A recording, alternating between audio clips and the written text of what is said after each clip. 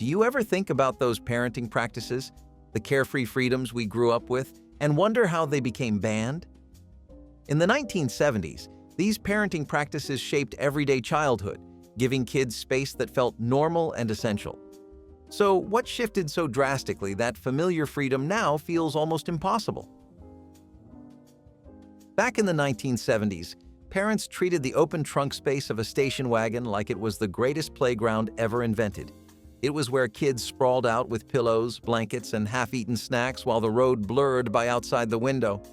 No one thought twice about the fact that the only thing separating a child from traffic was a thin piece of glass, and good fortune, families even called it the back room, as if the car was a moving house with a private suite reserved just for the wildest kid in the family.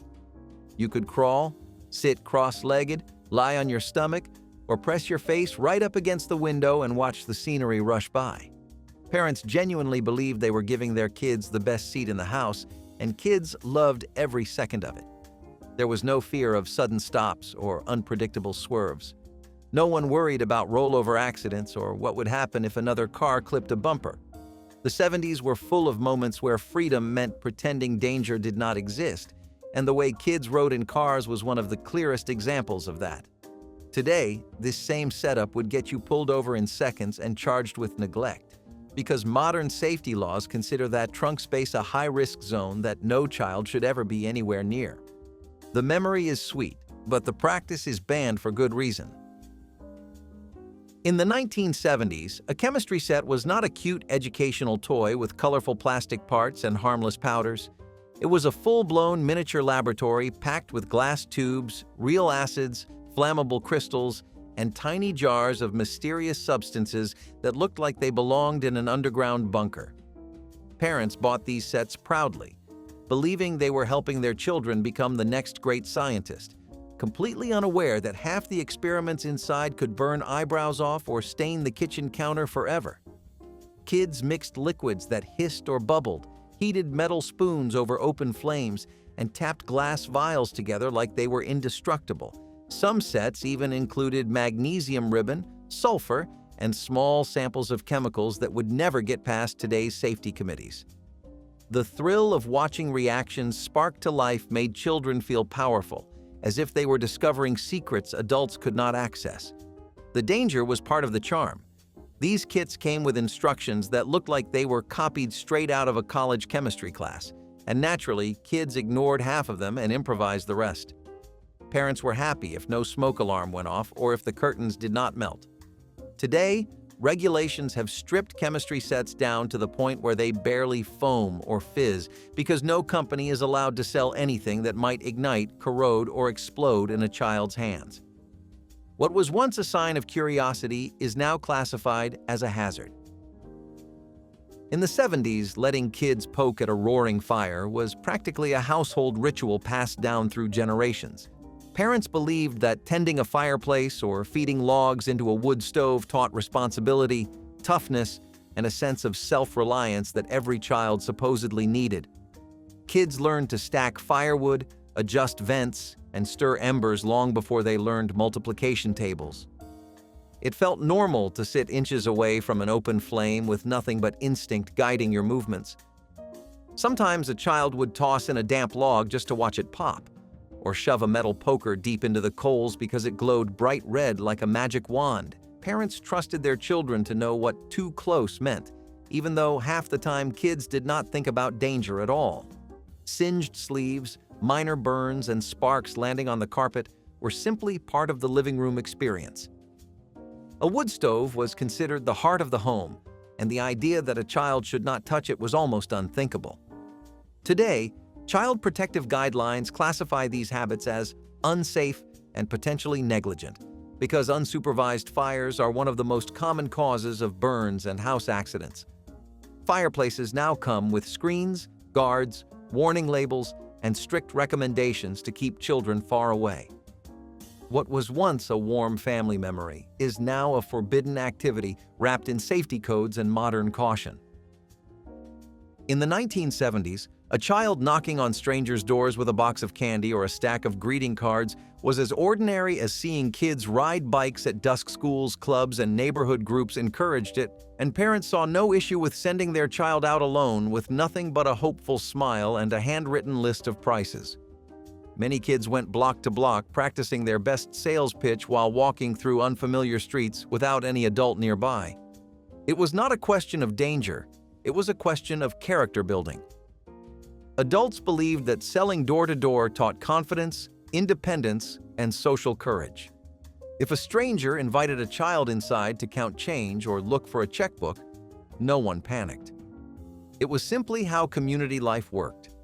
Kids learned to manage money, carry product boxes, and keep track of their sales, often staying out until the porch lights flicked on. Today, the idea of sending a child unsupervised into the homes of unknown adults is considered unthinkable. Modern child safety laws stress controlled environments, adult chaperones, and strict rules about interactions with strangers. Door-to-door sales for minors now require supervision, permission forms, and sometimes even background-checked adults. What was once celebrated as a sign of trust in the community is now classified as a risk that society is unwilling to accept. Building a treehouse in the 1970s was one of the purest childhood adventures. You gathered whatever boards you could find, borrowed nails from your father's toolbox, and climbed the nearest sturdy tree without taking a single moment to check for stability.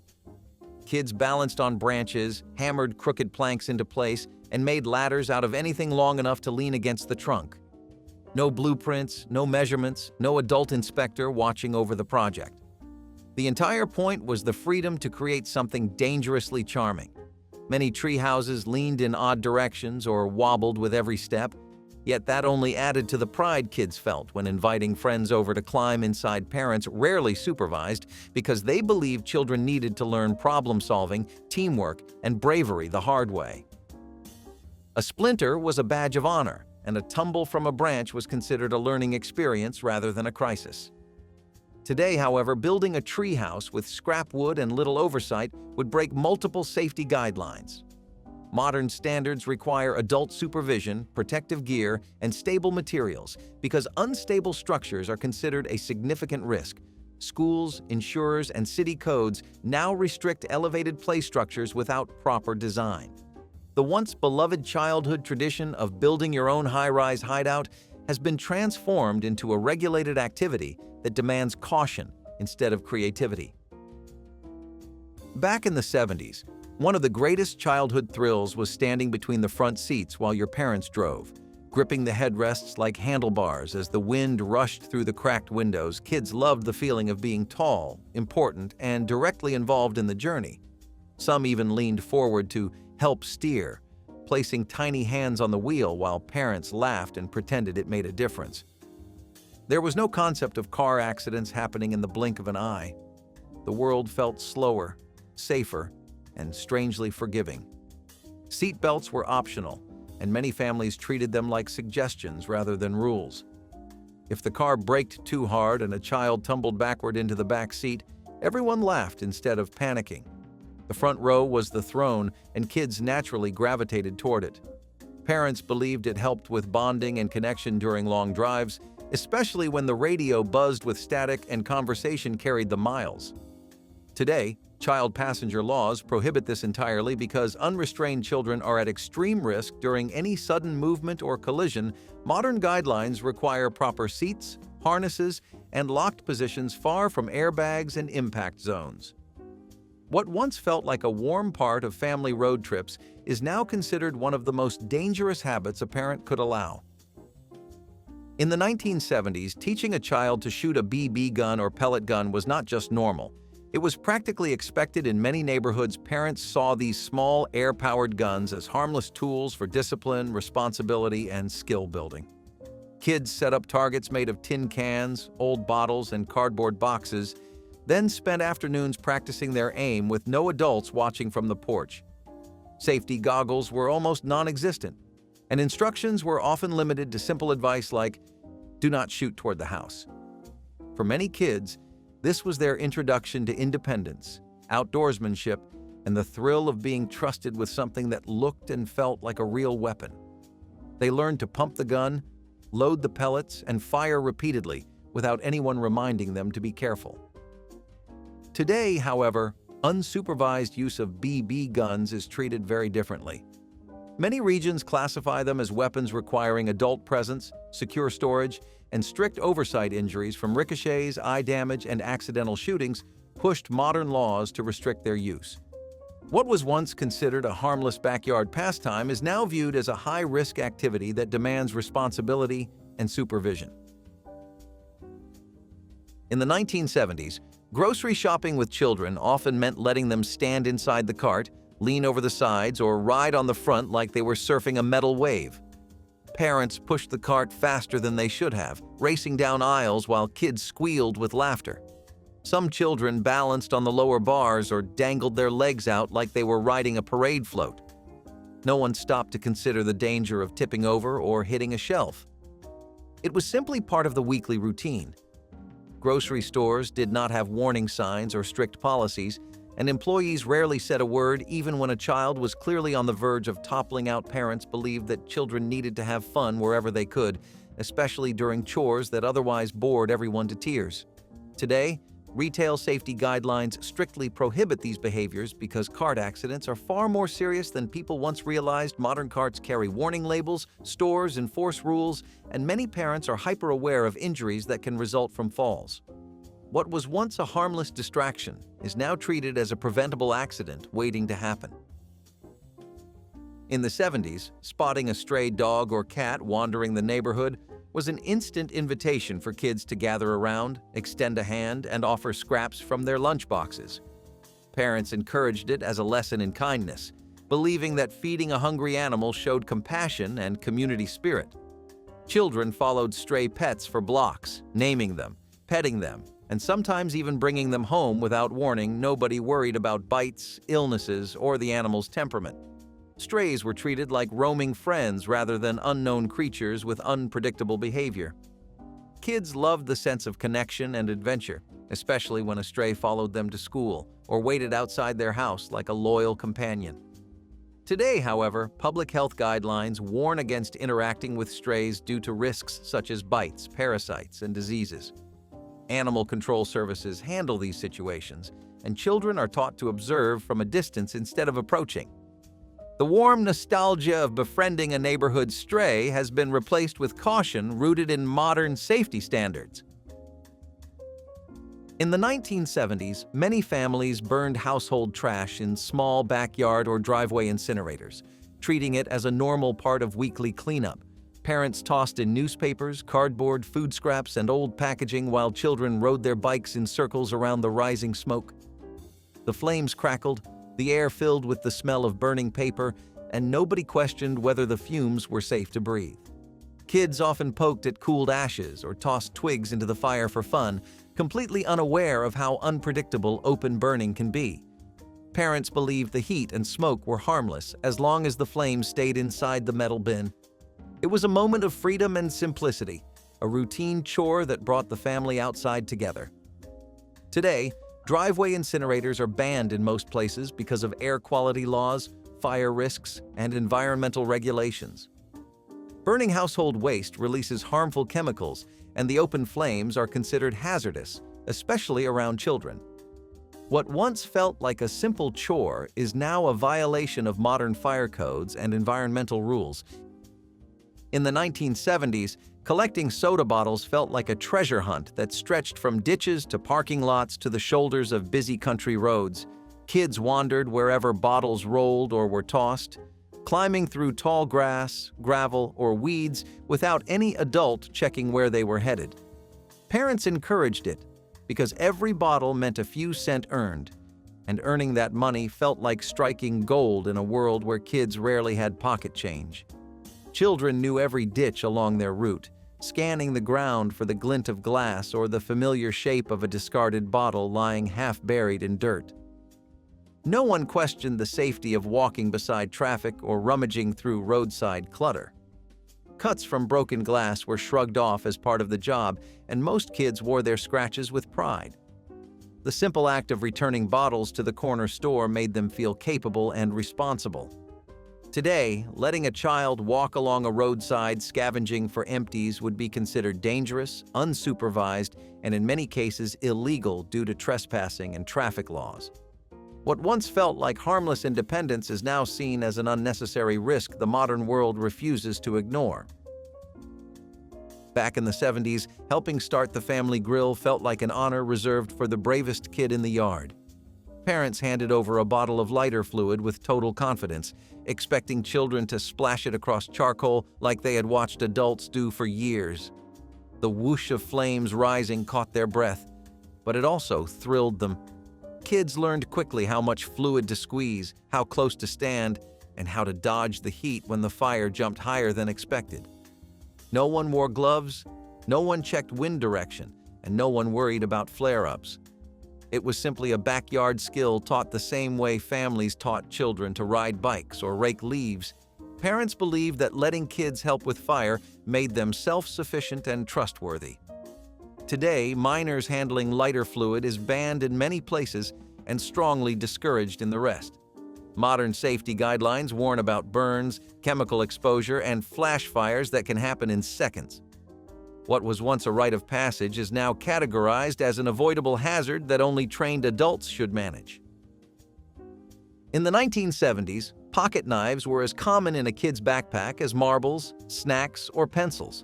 Parents saw them as practical tools rather than dangerous weapons, and children carried them everywhere from the backyard to the school playground. Kids used them to whittle sticks, cut string, sharpen pencils, and carve initials into tree trunks. Many parents gave pocket knives as birthday gifts, believing they taught responsibility, capability, and respect for tools. Teachers might raise an eyebrow if they saw one, but rarely did it spark alarm. It was simply part of childhood. Kids swapped blades, compared designs, and learned how to fold them safely from older siblings or neighborhood friends. Today, pocket knives on school grounds are treated as serious infractions that can lead to suspension or expulsion. Many cities restrict minors from carrying them at all, and parents are warned about liability and safety risks. The ordinary tool of 70s childhood has become something regulated, controlled, and often forbidden. In the 70s, public pools were open playgrounds where kids showed up with towels over their shoulders and stayed until their fingers wrinkled. Parents dropped them off or let them bike there alone, trusting lifeguards to keep an informal eye on things. No one filled out permission slips, wrote emergency contacts, or documented allergies. Kids paid a small entry fee, found their friends, and spent hours cannonballing, racing, or practicing handstands underwater. It was a simple system built on trust and routine. Children walked home soaked and sunburned, but everyone assumed they were safe enough because the pool felt like part of the community. Today, public pools follow strict regulations requiring forms, supervision, and emergency information before minors can swim without a guardian. Liability rules, medical protocols, and safety standards turned carefree afternoons into managed events. What once required nothing more than a swimsuit now demands oversight modern parents rarely question. In the 1970s, it was common for parents to let their children sit alone at a diner booth or cafeteria table while they ordered food, talked with friends, or handled errands in the same building. Kids were trusted to behave, sip their sodas, and flip through the menu until the meal arrived. Many parents genuinely believed independence had to be practiced early, and a diner booth was seen as the perfect safe rehearsal for adulthood. Kids loved the feeling of being noticed by waitresses who treated them like regular paying customers instead of tag-along children. Sometimes they sat for long stretches, listening to clinking dishes and distant conversations, feeling grown up and independent. Waitresses chatted with them like small adults, and no one imagined a situation where a lone child in a public place was unsafe. It was a quieter era where community spaces felt protective instead of threatening. Today, children sitting alone in public dining areas raise concerns about liability, safety, and supervision. Staff are trained to intervene, call parents, or report unattended minors. The freedom that once built confidence is now viewed as a vulnerability that modern society cannot overlook. In the 70s, county fairs were sprawling wonderlands where kids roamed freely with pockets full of ride tickets and no adult trailing behind parents handed over a few dollar worth of tickets and said, "Meet us by the grandstand when it gets dark." Children explored food stalls, rode Ferris wheels, and played ring toss with total independence. There was an unspoken belief that the fairgrounds were a shared backyard, a place where every adult kept an informal eye on every child. Kids felt untouchable, weaving through crowds with the confidence of explorers mapping out their own tiny world. The noise, lights, and crowds felt thrilling rather than overwhelming. Friends grouped together, drifted apart, and regrouped without anyone worrying. Vendors recognized local kids, and the fair felt like an extension of the neighborhood. Today, fairs enforce tighter supervision rules, and parents are advised to accompany minors at all times. Modern concerns about crowd safety, lost children, and emergency protocols turned Carefree wandering into something carefully monitored. The freedom to explore has been replaced by structured oversight meant to protect rather than empower. In the 1970s, sleeping in a backyard tent overnight felt like the closest thing to adventure a kid could have without leaving home. Parents let children set up patchwork tents made of blankets or canvas, toss in flashlights, and stay outside until morning. Kids whispered stories, listened to crickets, and stared at the glow of neighboring porch lights without anyone checking in every hour. The world felt safer, and parents trusted the night in a way that seems almost impossible today. For kids, the backyard transformed into a vast wilderness where every rustle of leaves made the experience feel even more magical. The night felt safe and familiar, and the backyard seemed like a protected world. Parents trusted that kids were close enough to call if needed, but far enough to feel independent. Today, leaving children alone outside overnight is considered risky due to concerns about wildlife, weather, strangers, and emergencies. Many communities discourage or regulate overnight outdoor play for minors. What once built courage and imagination is now overshadowed by fears the 70s rarely acknowledged. In the 70s, the street was the unofficial playground where kids invented games that sound reckless by today's standards. Tackle football, dodge rock, and homemade versions of tag mixed with wrestling all happened between parked cars and front yards. Children scraped knees, bruised elbows, and occasionally limped home, but parents saw it as normal roughhousing. Pain was considered part of growing up, and every bandage felt like a trophy earned through bravery. Kids measured themselves by how well they bounced back, not by how carefully they played. The goal was to be tough enough to keep up with the older kids and clever enough to dodge anything thrown your way. Traffic was treated as an inconvenience rather than a danger. Kids shouted, "Car!" and everyone scattered before rushing back into the game. Today, unsupervised contact play in the street is prohibited in many neighborhoods. Concerns about injuries, liability, and traffic transformed once ordinary games into activities requiring adult oversight, safe spaces, and protective gear. In the 1970s, mini bikes and go-karts symbolized freedom long before kids ever dreamed of driving real cars. Parents taught children how to start engines, pump throttles, and steer across open fields or empty lots. Many kids rode without helmets, gloves, or adult supervision. They learned balance through trial and error, sometimes skidding across dirt or tipping over in grass. The sense of power these machines gave children was unmatched, and every successful ride felt like mastering a new frontier. Parents viewed a few tumbles as part of the learning curve rather than a warning sign. The thrill outweighed the danger, and parents saw it as a confidence-building hobby. Today, strict rules require helmets, age limits, supervision, and sometimes permits to operate motorized mini vehicles. What was once a backyard rite of passage is now heavily monitored to prevent injuries and liability issues. In the 70s, construction sites were irresistible playgrounds. Kids climbed half-built structures, balanced on beams, and sifted through piles of sand and gravel as if they were exploring ancient ruins. Parents rarely knew where their children wandered, and workers often ignored the presence of curious kids as long as they stayed out of the way. Children treated unfinished houses like mazes, jumping from plywood sheets to dirt mounds without realizing how unstable everything truly was. There was a thrilling sense of danger that kids instinctively understood but happily ignored. Every loose board or wobbly beam felt like a personal challenge rather than a warning sign. Today, construction zones are tightly fenced, monitored, and considered criminal trespass areas. Safety rules and legal liability turned former adventure grounds into strictly off-limits zones. In the 1970s, letting kids climb onto the hood, roof, or trunk of a parked car during parades or fireworks shows was practically a tradition. Parents boosted their children up as if the car was a viewing platform built just for that moment. Kids sat cross-legged on gleaming metal, dangling their legs, waving sparklers, and shouting to friends perched on other cars nearby. The height made them feel important, like they had the best seat in the world. No one considered the slick surface, the sloping angles, or the simple reality that a wrong shift in weight could send a child sliding off the metal and onto pavement. Families gathered around with folding chairs and picnic blankets, treating the car like an extra piece of playground equipment. The idea of risk barely entered anyone's mind.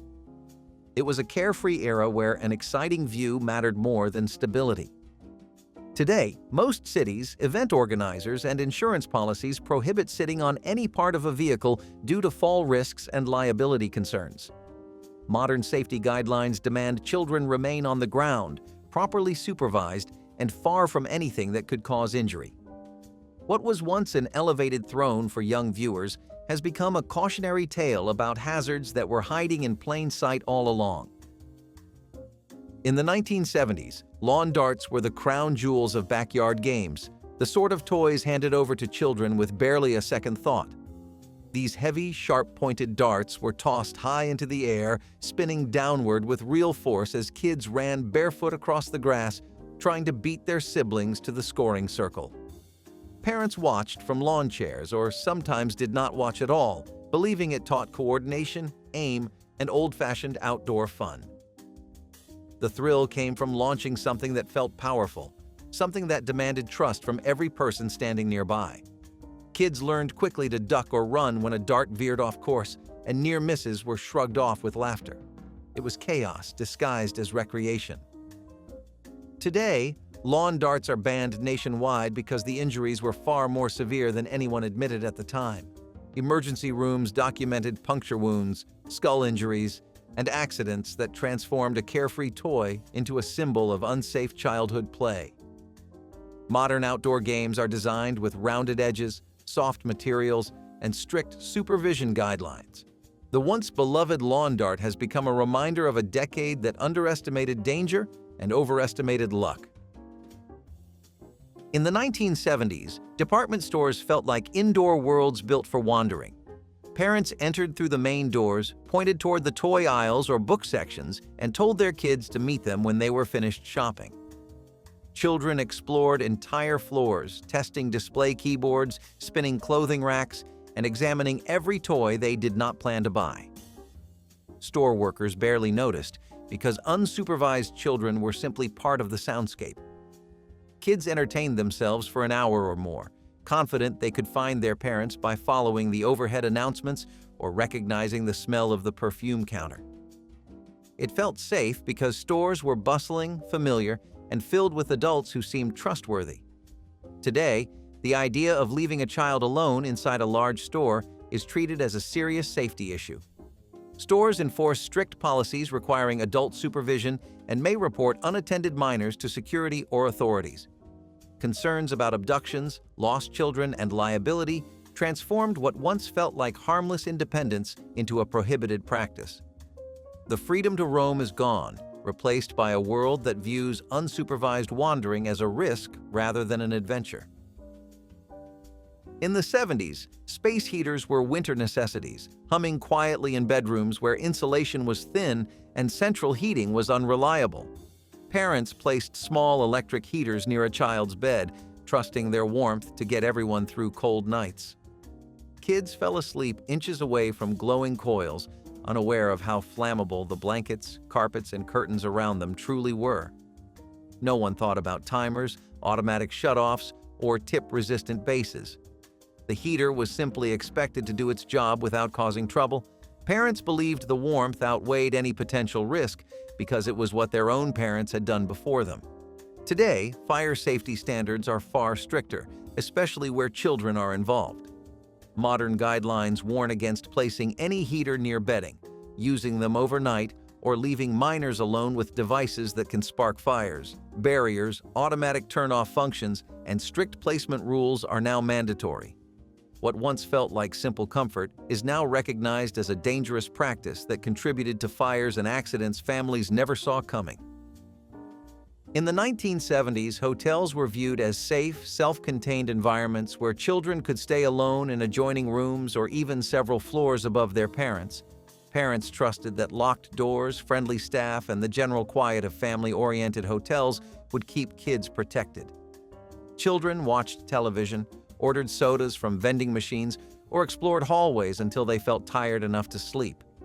It was seen as a privilege, a sign of maturity, and an easy way for parents to enjoy a bit of privacy while still feeling nearby.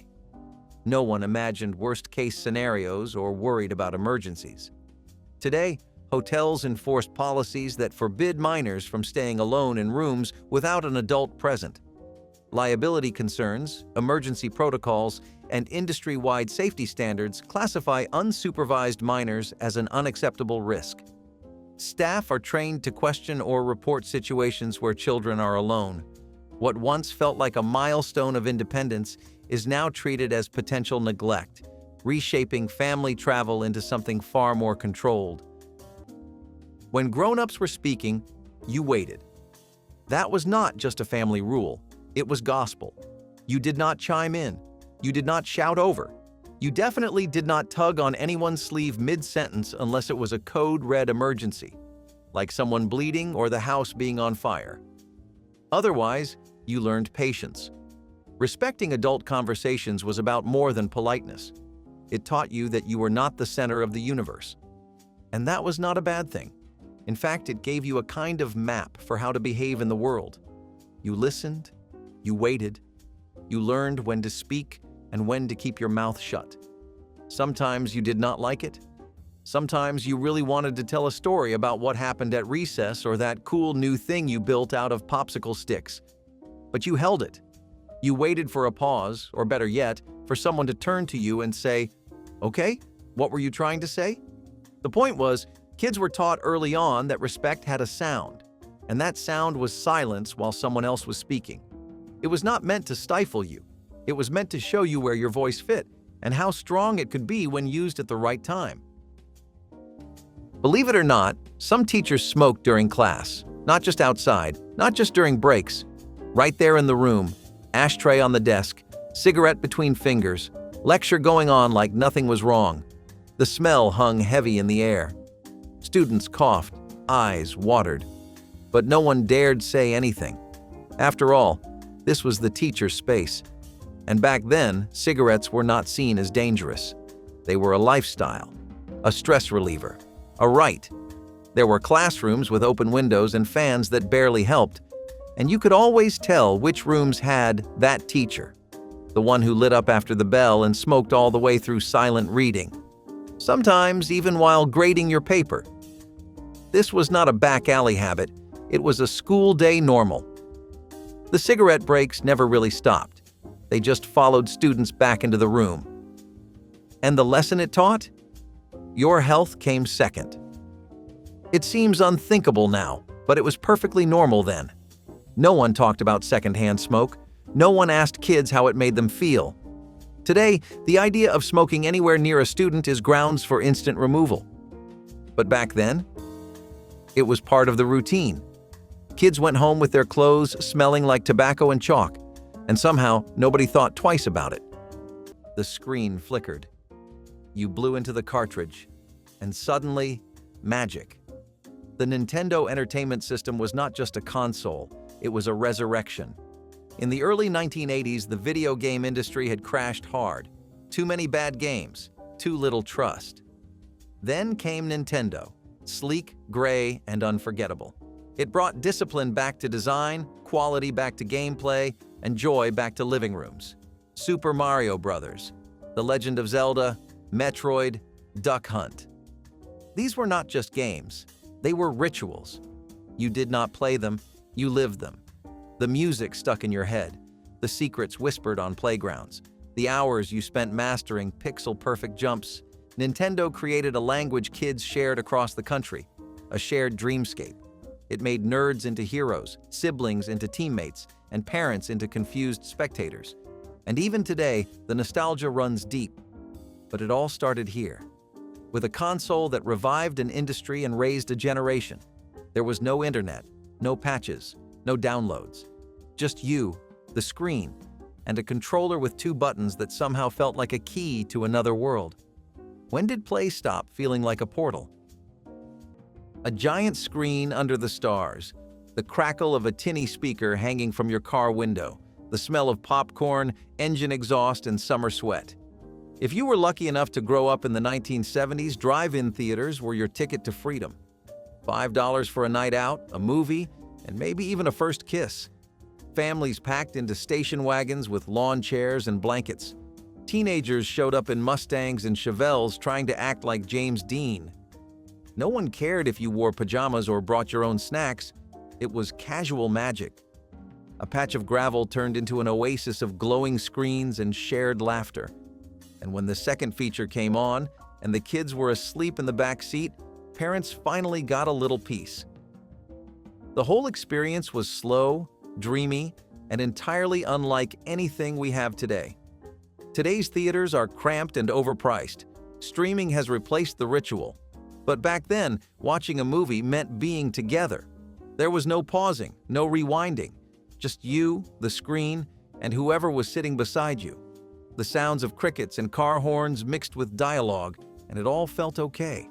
Now, drive-ins are a fading relic, abandoned lots with crumbling screens and silence where community once lived. How did something so ordinary feel so perfect and become so rare? If the phone rang after 9 o'clock, you knew something was wrong. Someone was in the hospital, or worse. Phones were sacred after dark. The living room phone sat on a table like a shrine, usually with a long spiral cord and a notepad for messages. If you were a kid, you did not touch it past 9. And if you did, you were in for it. Calling someone that late was seen as inconsiderate at best, rude at worst. It meant you were disrupting family time, bedtime, or the news. Back then, phones were not entertainment. They were tools, and tools had rules. You planned your social life during daylight hours. You called friends right after school. If you needed more time, you wrote a note, but no calls after 9. That was the line. There was no call waiting, no voicemail, no texting to say, "Sorry, I missed you." You either reached someone or you did not. And if you woke someone's dad up, forget about it. You might as well disappear for a week. It is wild to think how much power that little dial phone had, just sitting there, reminding you to mind your manners and the hour. Imagine lining up in gym class, waiting to be weighed in front of everyone. The teacher reads your number out loud. Sometimes they even write it on the board. That was health class in the 1970s. Public weigh-ins were routine. Students took off their shoes, stood on the scale, and hoped no one would laugh. But someone always did. Teachers said it was for your health. They did not consider how it felt. The shame, the comparisons, the numbers that followed you down the hallway. It was not just about weight, it was about power. Your body became a number, and that number became gossip. For some kids, it planted the first seed of body hatred that would grow for years. If you were heavier, you got jokes. If you were lighter, you were told to eat more. Either way, your body became a public discussion. No one asked how it made you feel. Today, this would be a privacy violation, a Title IX complaint, a viral scandal. Schools now handle health education with sensitivity, or at least they are trying to. But the damage from back then? It is still real. Kids learned to hate their bodies early. Some never unlearned it. And all it took was a scale, a clipboard, and a teacher who never looked up. They were young, they were messy, and they looked just like us. The Brat Pack were not heroes or superheroes.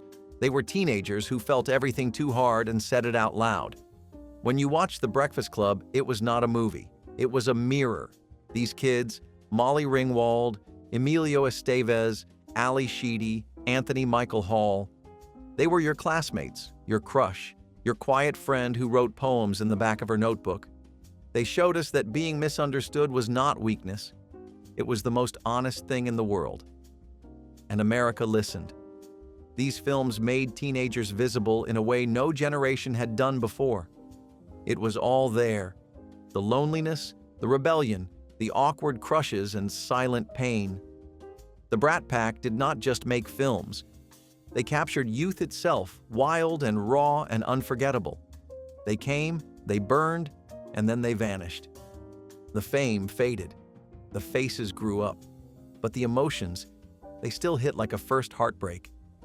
In a world of curated youth and perfect filters, we forget what it felt like to be truly, painfully real. And maybe that is why those faces still haunt us in the best way.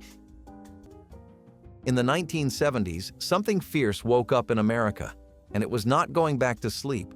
The women's liberation movement roared into the public eye with a force that rattled everything from beauty pageants to boardrooms. It was not just about equal pay, though that mattered. It was not just about reproductive rights, though that was urgent. It was about freedom. Freedom from silence, from second place, from being told what to wear, how to think, and who to be. Feminist voices flooded magazines, television shows, courtrooms, and classrooms. Gloria Steinem stood beside factory workers. College students marched with mothers. Women walked out of jobs, out of marriages, and into the streets demanding more. It was not always polite, and it was never perfect, but it was necessary. Today, we say empowerment like it is a lifestyle brand. Back then, it was a revolution. You felt it in your shoes when you walked into work for the first time with no man above you. You felt it when you bought your own home, made your own decisions, or chose not to have children, and nobody could stop you. The world had never seen women that loud, that confident, that unapologetic. And somewhere along the way, some of that urgency faded. Rights gained are not rights guaranteed. What they fought for was not comfort, it was change. And it came at a cost. Are we still willing to pay it? The air was getting thick. The rivers were burning. And for once, the country looked up and realized something was wrong. Good manners were not negotiable. They were expected. You said please when you asked for something. You said thank you when you got it. Every single time. And if you forgot, you got the look. That sharp, raised eyebrow look from across the room that made you immediately blurt it out. Saying please and thank you was drilled into you from the moment you could talk. It was not just about being polite, it was about showing respect. Whether you were talking to a neighbor, a teacher, or the mailman, those two words were your passcode into being taken seriously. And if you rolled your eyes or said it with an attitude, guess what? You were saying it again, this time like you meant it. Parents did not play around with manners. It was their way of teaching you how to treat people, how to carry yourself, how to move through the world without acting like you owned the place. And honestly, it stuck. To this day, you probably still feel a little weird if you do not say thank you at the drive-thru. That is not just habit, it is muscle memory from a time when those words mattered more than you realized. Teachers in the 1970s were known to have sharp tongues, and they used them. Swearing in the classroom was not always punished. In some schools, it was the teacher doing the cursing. Kids were called names, lazy, stupid, useless. It was all part of what teachers thought was toughening you up. Some called it military style, others called it keeping control. But what it really was cruelty dressed up as discipline. When a teacher mocked you in front of everyone, you laughed along just to survive it. There were teachers who picked favorites and students who were never given a break. They thought harshness was motivating, but it left kids carrying invisible wounds.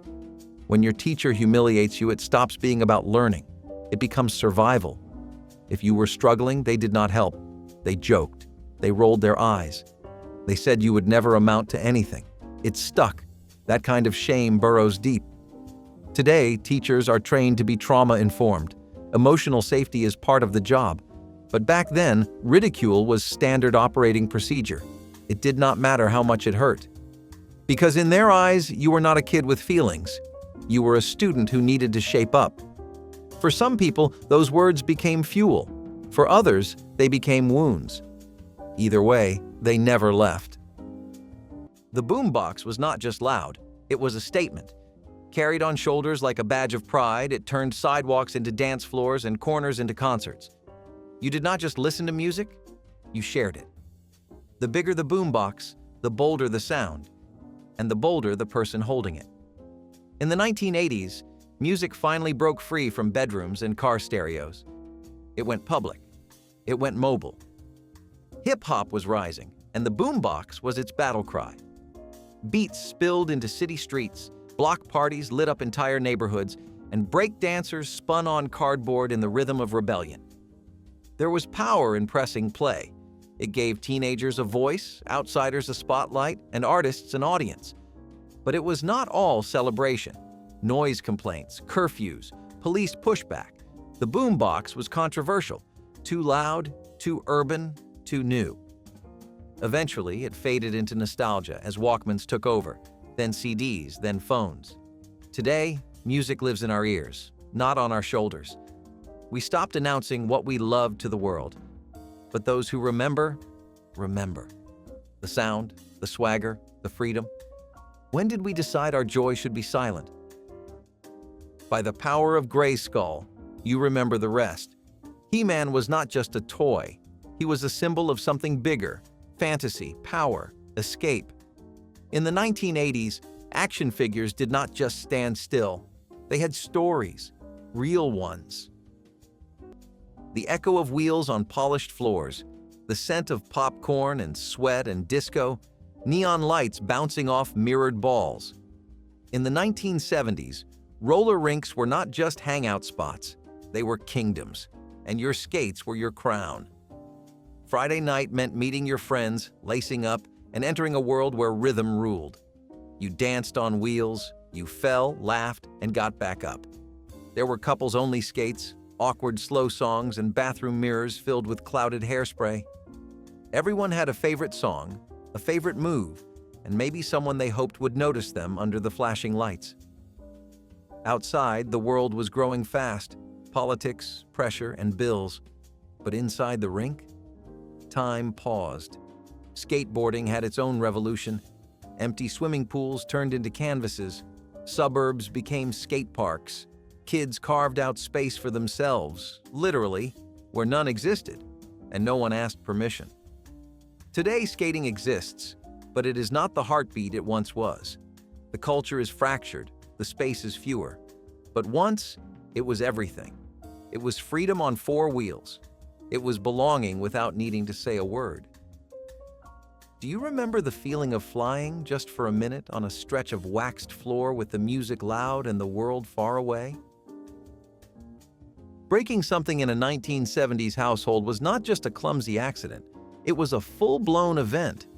You knew the moment it happened. Your stomach dropped before the thing even hit the floor. Maybe it was a lamp. Maybe it was the toaster. Maybe it was your dad's cassette deck. No matter what it was, there was a price. If you were lucky, you paid for it out of your allowance, if you even had one. If not, you were grounded, sometimes both. The rule was simple. Actions had consequences, even if it was an accident, especially if it was an accident. Parents did not want to hear long-winded excuses about how the dog jumped or how it slipped or how you barely touched it. What they cared about was teaching you that stuff cost money, and that you needed to respect what was in the house. Some kids learned how to fix things with glue and tape just to avoid the lecture. Others learned to confess quick before someone else got blamed. Either way, that sound of something breaking still haunts your dreams. Because in a 1970s home, everything was earned, and everything had value. And if you broke it, you knew what was coming. Take a field trip in the 1970s, and you were bound to see at least one teacher smoking in plain sight. Maybe it was on the bus ride over. Maybe it was during lunch at a picnic table. Sometimes it was even in the middle of the zoo. A cigarette in one hand, field trip notes in the other. The line between off-duty and in charge was blurry. Teachers thought of it as their break time, but the students were still there, watching, breathing it in. Teachers lit up in front of kindergartners without thinking twice. They did not step away.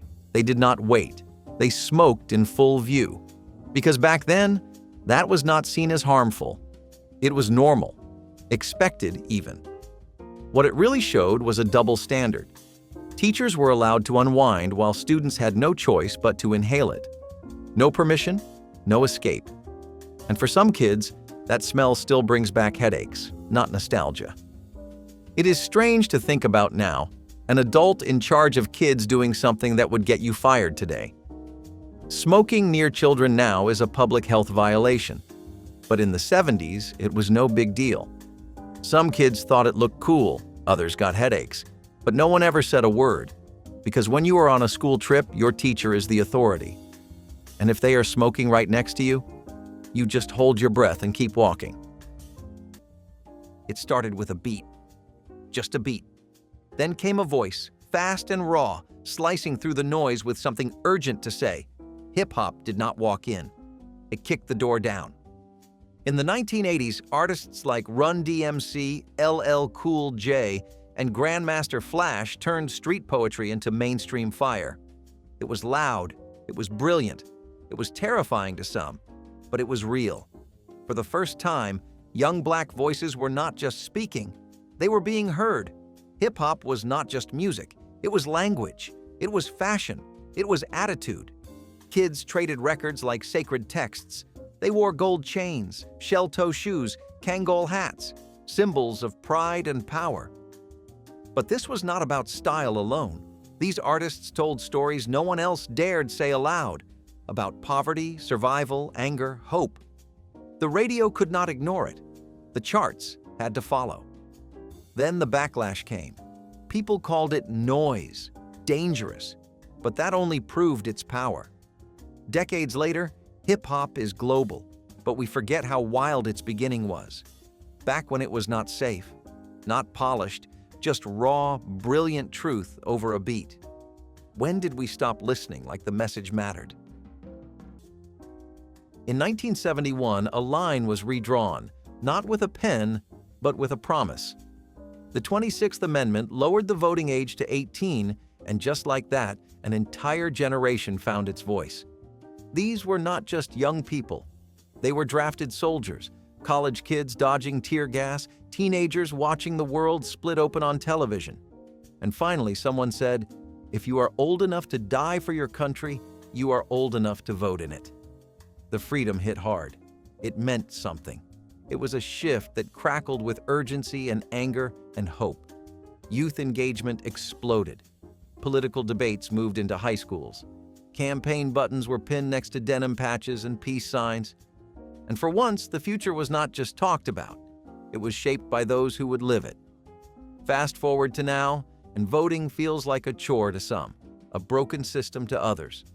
But back then, it was power. It was a statement. It was yours. We forget that this right was not handed down gently. It was fought for, protested for, demanded. And when it finally came, it did not just change ballots. It changed how a generation saw itself.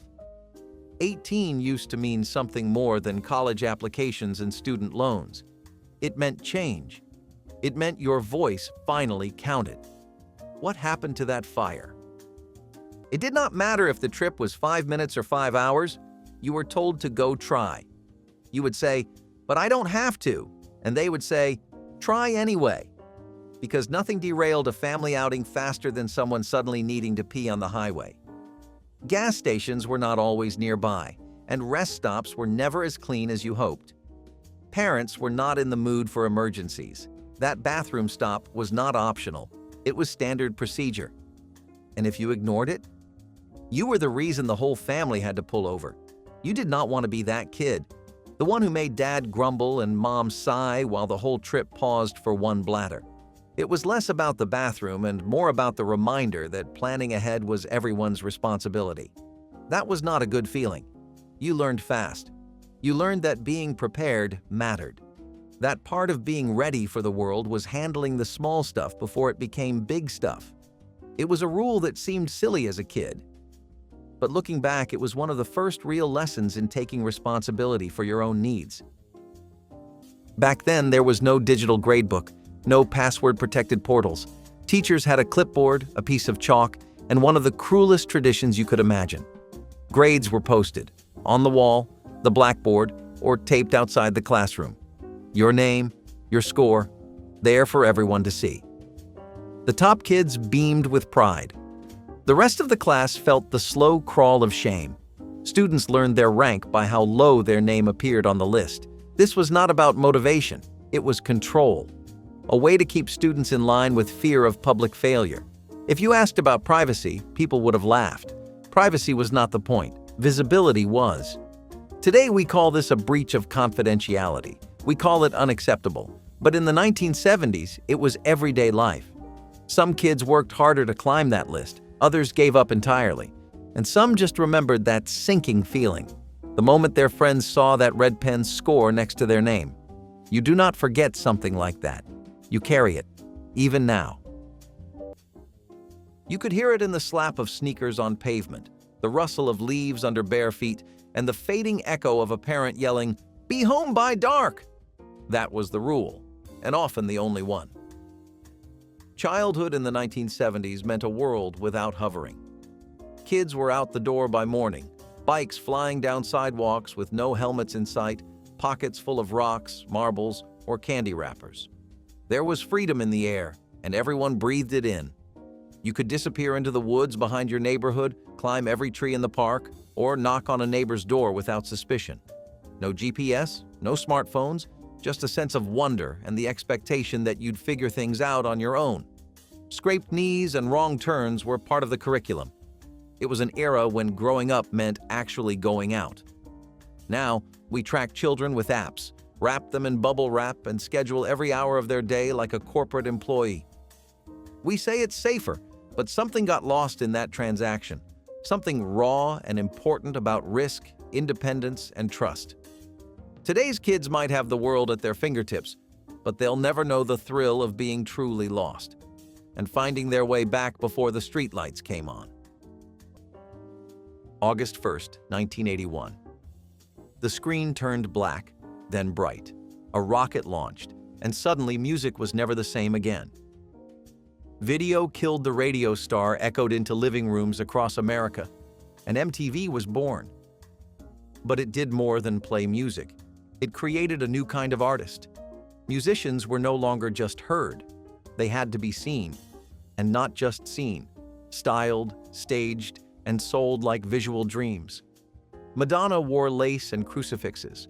Michael Jackson moonwalked into legend. And teenagers sat glued to their televisions like it was the only truth they had.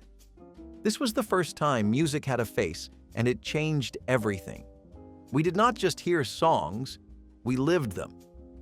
For a generation raised on radio, this felt like stepping into color for the first time. The music video era made icons out of mortals. It taught us that fashion could talk and that dance could sell a chorus better than a lyric ever could. It was commercial, it was loud, it was brilliant. And for one fleeting electric moment, MTV was more than a channel. It was culture, burning neon and beautiful in the dark. When did we stop watching music with our eyes? Dinner was not a democracy. Whatever hit the table was what you were eating, whether you liked it or not. Broccoli? Tough? Liver and onions? Say your prayers. Picky eaters had no place at the table unless they planned on going to bed hungry, which, believe it or not, was not an empty threat. There was no separate kids menu or microwavable backup. Your plate looked exactly like your parents' plate, and your only job was to clear it. Some kids developed impressive negotiating skills trying to hide green beans under mashed potatoes, but in the end, moms always found out. Complaining? That was asking for trouble. A raised eyebrow from Dad was enough to turn a muttered "gross" into a sincere "thank you." We are talking about a time when food was not taken for granted.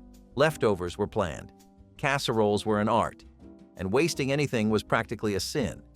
You respected the work that went into dinner because you saw it happen. Peeling, chopping, baking, and stirring while the news played in the background. Even now, there is something grounding about that memory. That moment when everyone sat down, the television was turned off, and you ate what was served. Maybe you did not love every bite, but you appreciated the ritual. and you learned that being full sometimes meant being grateful, not just satisfied. In the 1970s, dress codes were not just rules, they were declarations. Boys could not have long hair. Girls had to wear skirts. Slacks on a girl? That was a trip to the principal's office. Earrings on a boy? That was a reason for detention. These codes were everywhere, on paper, on posters, on the lips of teachers who called out anyone who looked different. It was not just about clothes. It was about control, a way to force kids to fit neatly into boxes, no matter how uncomfortable. And if you stepped outside the line, you were seen as trouble. And the worst part? They were enforced with pride. Schools claimed they were protecting tradition, but really, they were reinforcing a narrow idea of who people should be. Individuality was not welcome. Gender expression was policed. Kids were forced to conform or be punished. Today, this would be seen as blatant discrimination. Most schools now allow students to dress in ways that reflect who they are, not just what the school wants them to be. But for those who were told to act like a lady or man up, the lesson stuck. That fitting in meant hiding, and that who you were was always going to be second to how you looked.